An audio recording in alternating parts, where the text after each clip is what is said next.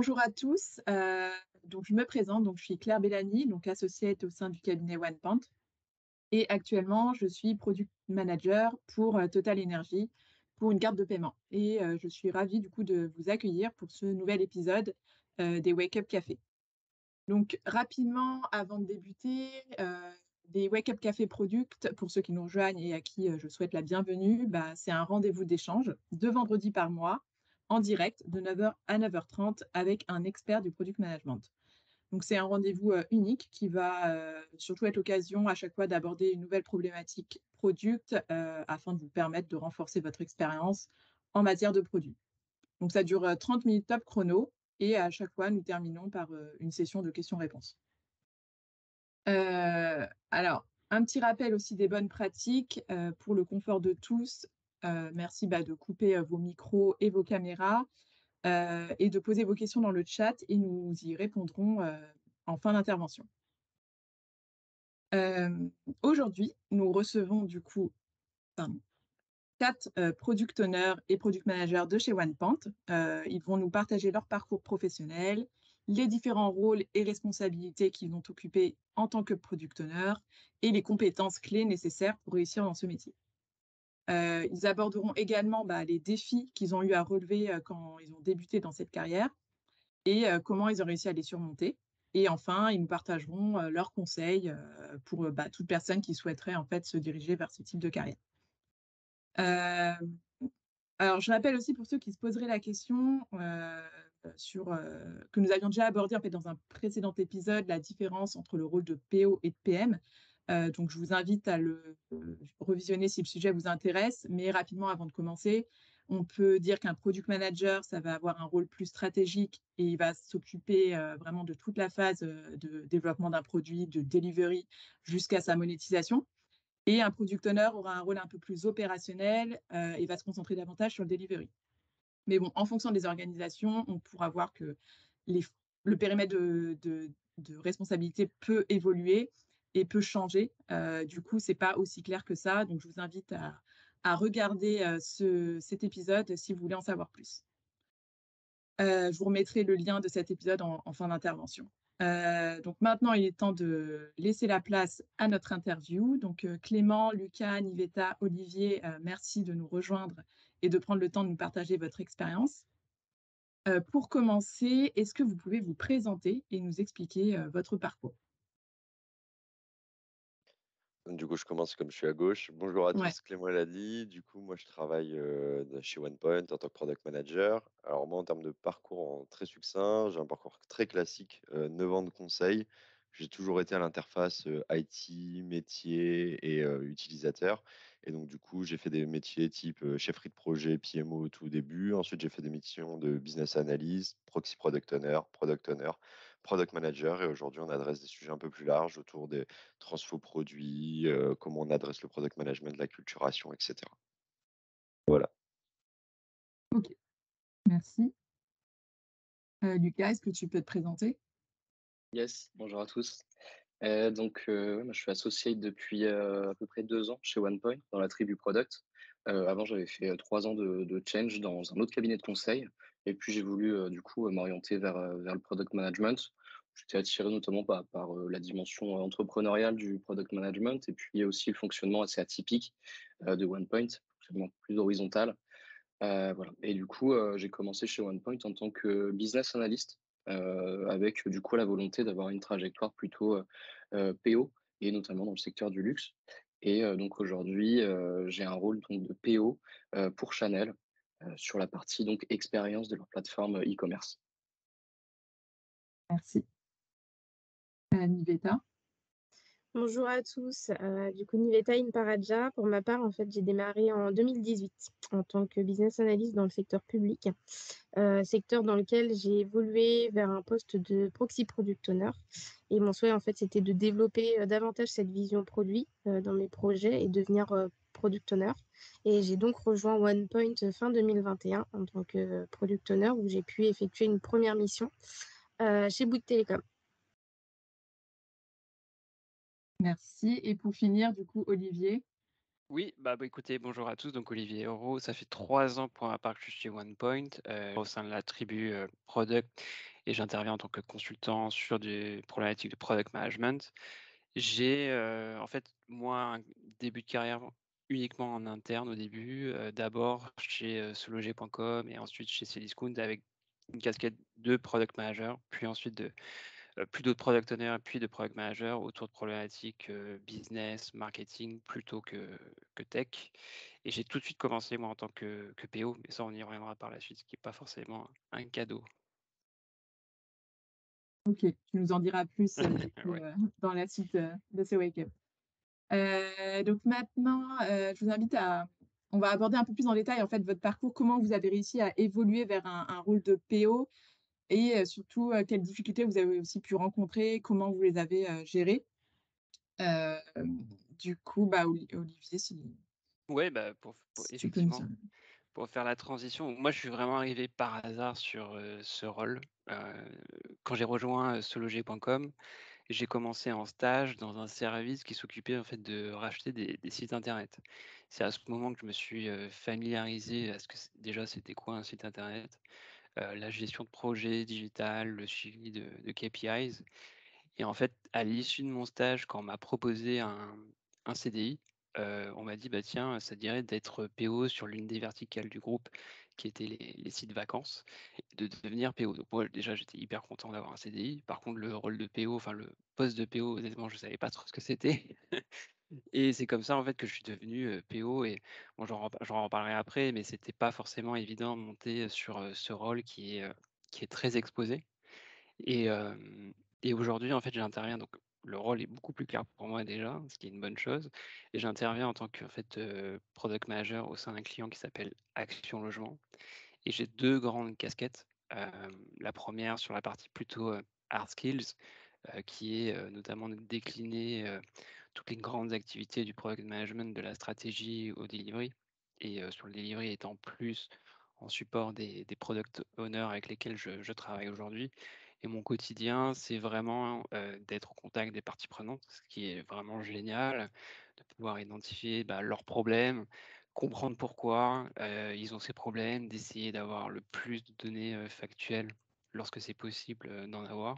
Et puis j'ai une autre casquette, qui prend de plus en plus de place, c'est la partie soft skills en fait. C'est notamment l'accompagnement à l'acculturation produit au sein de mon client et notamment la compréhension de comment je passe d'une posture AMOA à une posture, plus product avec le classique par exemple, de pas penser solution mais avant tout, besoin.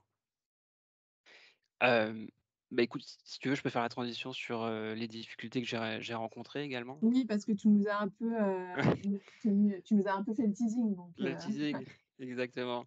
Effectivement, alors quand j'ai commencé chez Se Loger, et donc c'était il y a 10 ans, ma carrière, j'ai été un peu parachuté, PO sans réellement comprendre le contour de ce rôle-là. Très multitâche, très exposé, défendre, voilà, une stratégie, sur un produit, être en confrontation avec les métiers, enfin en confrontation, échanger avec les métiers, avec les développeurs. Et je vous avoue que très clairement, j'aurais préféré devenir business analyst, enfin commencer par être business analyst, être en shadow d'un PO pour m'acculturer moi-même à ce rôle-là de product owner. Bon, heureusement, Sologer a fait des formations, on les a mis en pratique parce que la formation théorique sans mise en pratique, ça a peu de valeur. Et puis beaucoup d'échanges avec ses pairs, ce qui a permis que j'ai une bien meilleure compréhension, de ce rôle-là. Mais au début, ça n'a pas été simple, pour moi. Et aujourd'hui, j'ai une compréhension certes beaucoup plus claire de ce que c'est le product management, des différents rôles. Par contre, je pense que je rencontre une difficulté qu'on est nombreux à rencontrer, en tout cas en tant que consultant, c'est qu'on intervient chez des clients corporels qui sont en transformation. Ils ont des business qui globalement fonctionnent très bien, ils ne sont pas attendus pour faire de la gestion de projet. Et c'est comment finalement on les amène petit à petit, d'une approche projet à une approche produit, notamment quand on échange avec des personnes qui ça fait 20 ou 30 ans qui sont, dans l'entreprise, en leur montrant qu'on n'est pas là pour, changer leur vie, mais qu'on essaye juste d'avoir une nouvelle approche et de leur faire comprendre l'essence de ce que l'on veut amener pour, amener plus de valeur. Et c'est ça qui aujourd'hui, là, pour moi en tout cas, la plus grosse difficulté, avant même de faire du product management. Bah, là, je vais enchaîner du coup avec toi, Niveta, parce que toi, tu as un parcours un peu différent. Est-ce que tu peux nous en dire, un petit peu plus et également les difficultés, ou la difficulté qui t'a le plus marqué, et comment tu as réussi à la gérer? Alors effectivement, moi, du coup, mon parcours il est différent. Avant d'être, product owner, j'étais, pendant 3 ans business analyst et ensuite proxy product owner et du coup, au sein de Bouygues Télécom, j'étais garante, donc, de 2 produits en tant que PO. Le premier qui est, le système d'information centrale qui référence, l'ensemble des boutiques Bouygues Télécom et qui est utilisé par le siège et l'autre qui est le logiciel de gestion des temps et des activités utilisé par le siège, mais également, sur le terrain par, les boutiques pour, planifier, leurs activités, mensuelles et en termes de responsabilité, donc j'étais garante de la qualité des données et de l'évolution de l'outil au sein de Bouygues Télécom, de la phase de cadrage au delivery et aussi, dans l'accompagnement des métiers dans la conduite du changement. Et j'avais un vrai travail d'orchestre des différentes parties prenantes, que ce soit avec les équipes de dev, les équipes d'archi, les éditeurs et les éditeurs, enfin s'il y en a sur les différentes solutions. Et en termes de difficultés, moi, mes débuts, en fait, j'avais des difficultés en termes de positionnement. À mon arrivée chez Bouygues Télécom, en fait, j'étais très vite embarquée sur le décommissionnement d'un référentiel, enfin de l'ancien référentiel de Bouygues Télécom qui avait des impacts sur le référentiel sur lequel dont j'étais garante. Et j'avais pas eu de réunion avec tout le monde autour de la table pour identifier tout simplement les acteurs du projet. Pour moi, en fait, c'était ma première mission de product owner et je connaissais pas en fait le rôle dans son ensemble. Et forcément, quand on connaît pas les autres personnes du projet, ça complique encore plus les choses. Donc, une bonne partie des actions en fait m'étaient affectées. Et à cette étape du projet, j'avais pas le bon positionnement pour dire oui, effectivement, cette tâche, elle est pour moi, ou non, cette action, elle n'est pas pour moi, et être en capacité de le justifier. Et ça allait très vite, en fait. J'étais submergée, j'arrivais pas à avancer comme il faut dans mes tâches. Et puis, du coup, les sollicitations se multipliaient.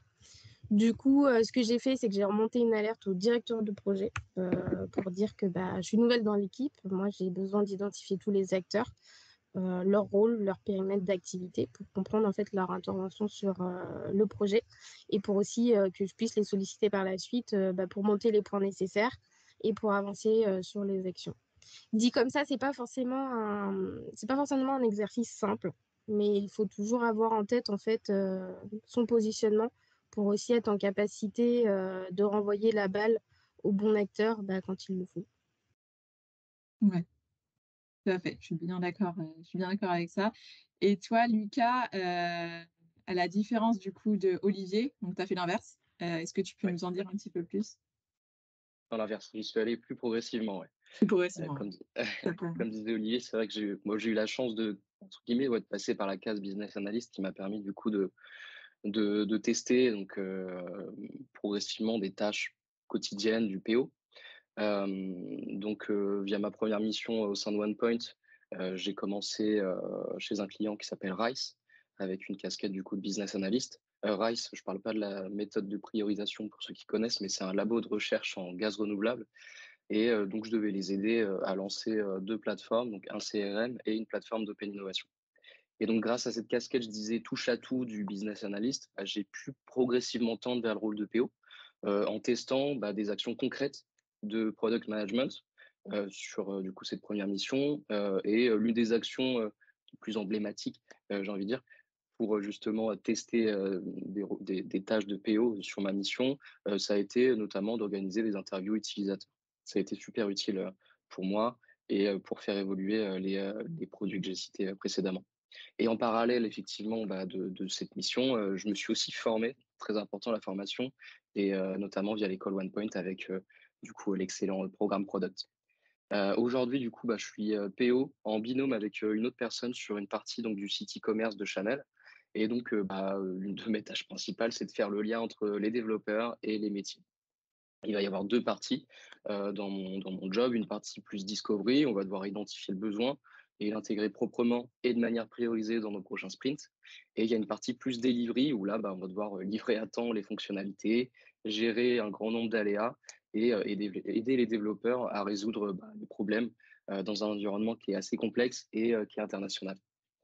Je vais passer du coup directement sur les difficultés. Effectivement, donc pendant ma première mission, quand j'étais donc business analyst chez Rice, l'une des difficultés que j'ai rencontrées, au tout début, c'était dans mes premiers jours, je devais donc, concevoir et animer un atelier de priorisation des fonctionnalités avec du coup le métier, pour lancer donc très prochainement, un produit minimum viable sur la solution, CRM qu'ils voulaient mettre en place. Ce que j'ai proposé, bah, ça a été un petit atelier d'estimation de la valeur métier, des fonctionnalités qu'on avait identifiées, en leur faisant noter, toutes ces fonctionnalités sur une échelle de 1 à 5, pour ensuite confronter ça donc, bah, à l'effort de développement que ça représentait et avoir une priorisation pour pouvoir lancer, prochainement le produit minimum viable. Ce que j'aurais pu mieux faire, mais je ne le savais pas trop à l'époque, je ne connaissais pas toutes ces techniques de priorisation, ça aurait été d'utiliser tout simplement une méthode telle que Moscou ou Rice. Mais voilà, comme je vous ai dit, je ne connaissais pas à l'époque, donc je l'ai fait avec les moyens du bord. Et donc, une autre difficulté, que j'ai rencontrée plus récemment, parce que je viens de commencer, il y a à peu près 1 mois, une mission, de PO chez Chanel. Donc cette fois-ci, j'ai plutôt une meilleure connaissance du rôle de PO, mais je suis dans un environnement qui est assez complexe et je suis arrivé en plein milieu de sprint, donc sur des sujets que j'avais pas du tout amorcés. Donc ce que j'ai fait dans cette situation, au-delà des soft skills, du consultant, qui sont nécessaires, hein, si je devais en citer une, c'est vraiment mettre sa fierté de côté au début d'une mission, pas avoir peur de sortir de sa zone de confort et puis, pas avoir peur de se tromper non plus. Mais si je dois me focus plutôt sur des actions que j'ai mis en place assez rapidement, malgré la difficulté du contexte, et des actions plutôt focus sur le product management, bah, ça a été directement, bah, de prendre en main mon backlog, de l'ordonnancer pour m'imprégner des sujets, aider aussi les QA, donc les testeurs, à tester les fonctionnalités pour faciliter la mise en production, bah, des différentes fonctionnalités. Puis aussi participer et animer, aux cérémonies agiles et enfin échanger très régulièrement avec le métier, lors des différentes instances pour bien comprendre leurs enjeux dès le début de la mission. Voilà. Merci beaucoup, Lucas. Heu, alors maintenant, donc par rapport en fait à tous ces témoignages, Olivier, Nivetta, Lucas, de votre expérience en tant que product owner, Clément, hem, est-ce que tu peux nous faire une synthèse un peu, bah, voilà, des compétences, qui selon toi sont indispensables, pour être un bon PO? Heu et nous expliquer, un peu les conseils que tu donnerais à quelqu'un qui n'est pas encore PO et qui souhaite se diriger vers ce type de carrière. Oui, avec plaisir. Du coup, bah, ici, on va retrouver des choses, qu'on aime, qu'on dit beaucoup, mais c'est important de les redire et de les mettre en pratique.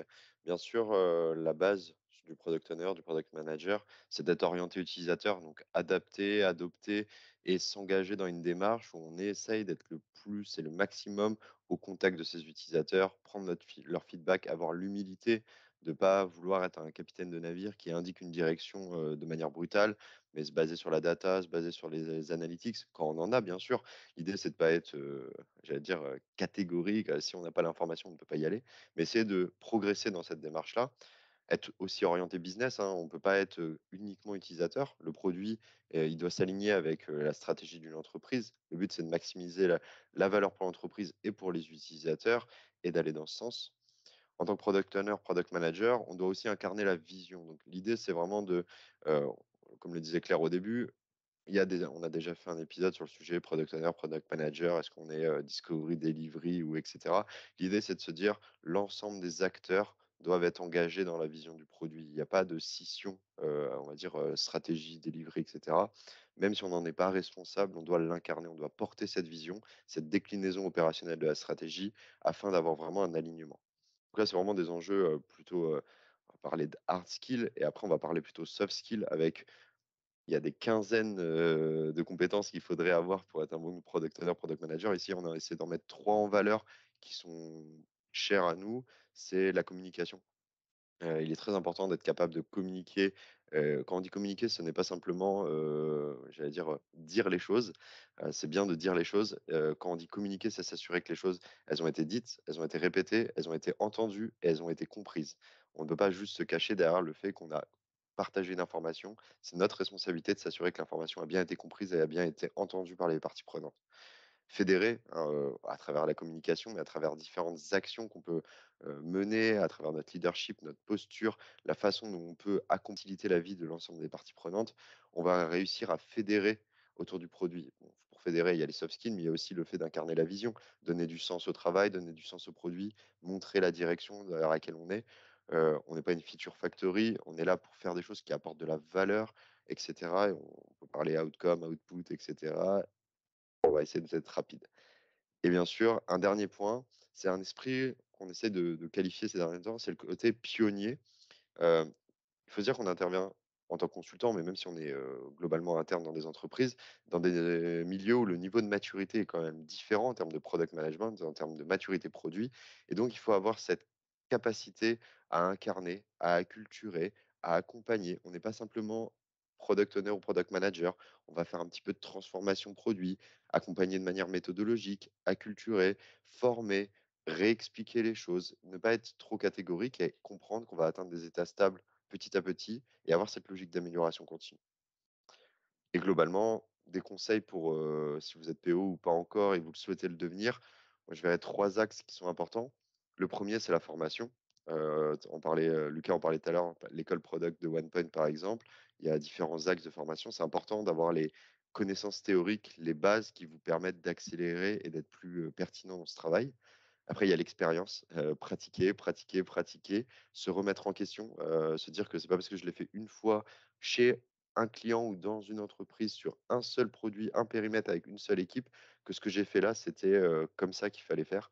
Il y a des milliers de façons de faire. C'est important de multiplier les organisations, les produits différents pour vraiment compléter son niveau d'expérience. Et le troisième point, c'est un point autour de la veille et du réseau. C'est ce qu'on fait aujourd'hui, c'est ce qui peut être fait à côté. C'est important de continuellement échanger avec d'autres personnes, accepter les feedbacks, se remettre en question, faire de l'amélioration continue, lire ce qui peut se faire, en termes de documentation, que ce soit au niveau des j'allais dire production officielle des livres et mais autant sur les réseaux, sur LinkedIn, sur Medium, sur plein de canaux où il y a des communications qui peuvent être faites. Échanger avec ses pairs, se challenger, se dire: «Ah bah tiens, tu es également PO sur une autre mission, sur un autre client, comment ça se passe?» et cetera. Voilà, j'essaie de faire court pour qu'on ait le temps de prendre quelques questions et de participer.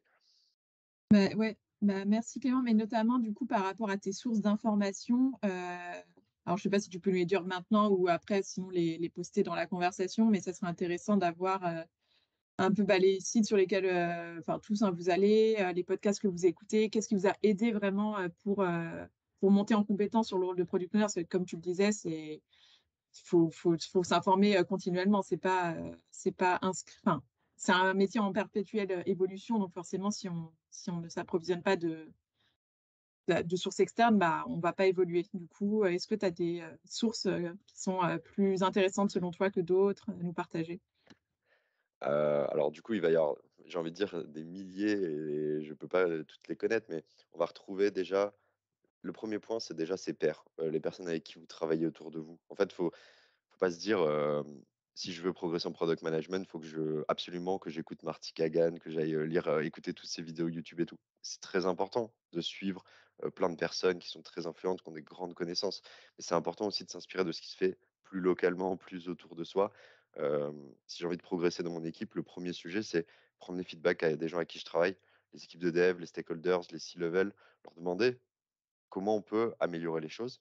Ensuite, en termes de lecture, bon, on pourra vous partager, on avait fait, des documents et on a même créé une petite bibliothèque product chez OnePoint pour les collaborateurs si vous voulez progresser avec des très grands noms du product. Il y a des, influenceurs LinkedIn, qui communiquent, après, toujours avoir un esprit critique, hein, pas prendre pour acquis tout ce qui est communiqué. Et il y a de plus en plus d'initiatives, on va dire en termes de conférences, de meet-up qui sont organisées et bah, OnePoint par exemple, si on profite du moment, la semaine prochaine, le 23 mars, le meet-up product avec, des intervenants externes où justement on va parler communauté produit. Tout à fait, 23 mars, on retient la date. Alors, est-ce qu'il y a il y a des questions? Alors Lucas, il y a une question pour toi dans le chat. Quelles étaient les instances métiers auxquelles tu participais? Enfin, auxquelles tu participes, pardon. Yes, merci pour la question, Régis. Des instances métiers, en fait, on les a mis en place, nous, à l'échelle de notre équipe. On appelle ça une feature team chez Chanel. On essaie de garder le lien avec les différentes divisions parce qu'on a plusieurs types de clients au sein même de notre client. On va avoir plusieurs divisions, donc une division plutôt sur la joaillerie, une division plutôt sur les produits de beauté. Et donc, avec chacune d'elles, on va essayer vraiment de garder le lien au maximum sans trop les encombrer. Avec la division pour laquelle on a le plus d'échanges et le plus de besoins, on a mis un point hebdomadaire pour justement checker tous les sujets en cours et groomer aussi leurs besoins et les aider à l'affiner. Et puis après, avec les autres divisions pour lesquelles on n'a pas forcément énormément d'interactions, mais il y a quand même des petites évolutions qu'on doit leur produire, on a mis plutôt un point bimensuel avec eux. Voilà. Merci. Alors moi, sinon, j'avais une autre question. Alors, c'était plus quelle importance accorder en fait on est amené du coup à travailler avec des équipes tech et métiers. Je sais que parfois un product owner peut se sentir un peu, en difficulté s'il a pas, il a jamais, il connaît pas il a pas les compétences techniques qui vont lui permettre de vraiment comprendre ce que fait un développeur. Selon vous, est-ce que c'est vraiment important d'avoir, quand même un background technique pour être product owner ou est-ce qu'on peut s'en sortir, sans? Et comment on progresse, sinon, si on n'a pas les compétences techniques au début, quoi?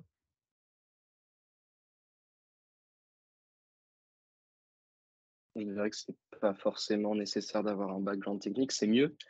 Ça permet d'être plus à l'aise dans les échanges avec les devs, avec les développeurs.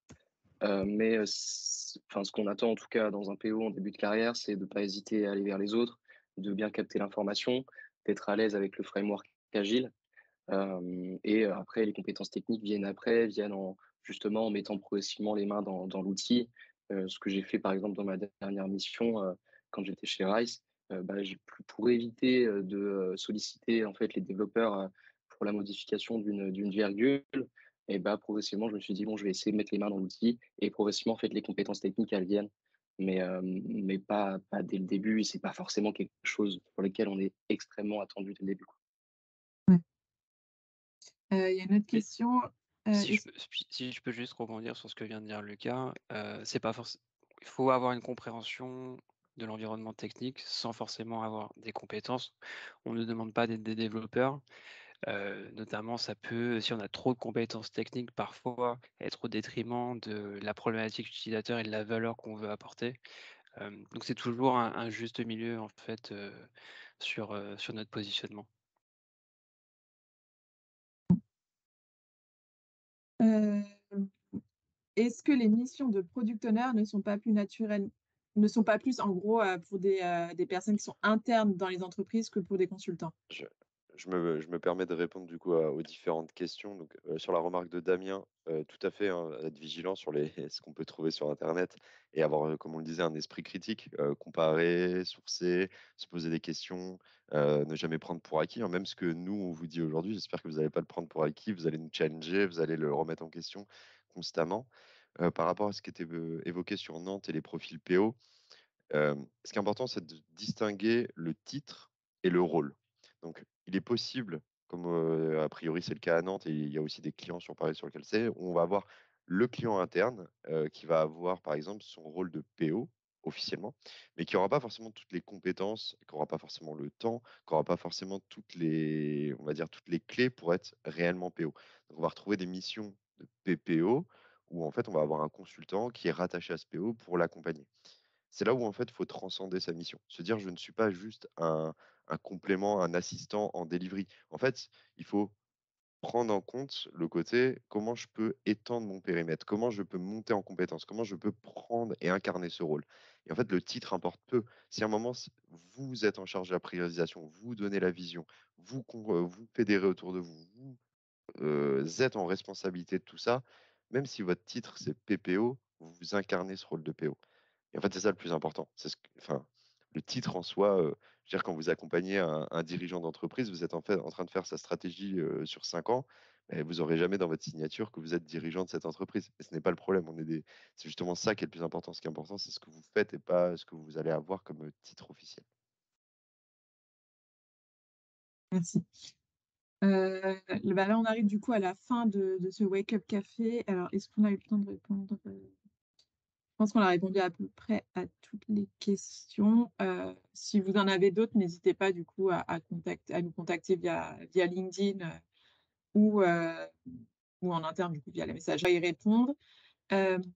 Donc le prochain Wake Up Café, il aura lieu du coup, le 31 mars prochain et on se concentrera davantage sur les premiers jours d'un product owner, dans le contexte d'une grande entreprise qui peut être différent, que celui dans une start-up ou une scale-up, et notamment les conseils qu'il faut, mettre en place lorsqu'on arrive sur un nouveau poste, ou une nouvelle mission pour les consultants. Je vous partage aussi le questionnaire de satisfaction. N'hésitez pas à y répondre, je le mets dans la conversation. C'est important pour nous permettre du coup à chaque fois de s'améliorer. Et puis, j'espère que cet épisode vous a plu et on se retrouve, nombreux pour le 31 mars, prochain. Merci à tous. Merci à tous pour votre écoute. Merci à vous. Merci, Bonne bonne Merci à journée. tous. Bonne journée. Bonne journée.